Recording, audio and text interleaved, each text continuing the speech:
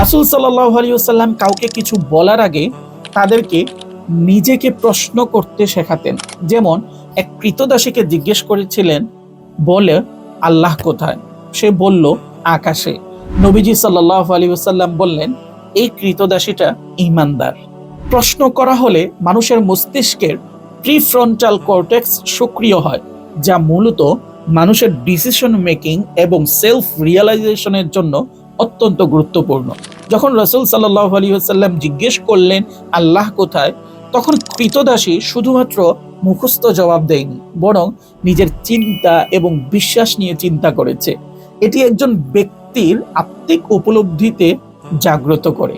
তাছাড়া যখন কাউকে সরাসরি ভুল বলা হয়, তখন সে আত্মরক্ষামূলক হয়ে যায়, কিন্তু প্রশ্ন করলে সে নিজের ভেতরে একটা দ্বন্দ্ব অনুভব করে, আর এই দ্বন্দ্ব তার মস্তিষ্ককে সমাধান খুঁজতে বাধ্য করে। ফলে সে তার বিশ্বাস এবং আচরণ পুনর্মূল্যায়ন করে। এই অবস্থায় পরিবর্তনটা কিন্তু তার টেকসই হয়। সর্বোপরি প্রশ্ন মানুষকে নিজের ভেতরে তাকাতে শেখায়। সেলফ রিয়েলাইজেশন হলে শুধু আচরণ নয়, মানসিক গঠনও বদলায়। ইসলাম যাকে বলে তাজকিয়া।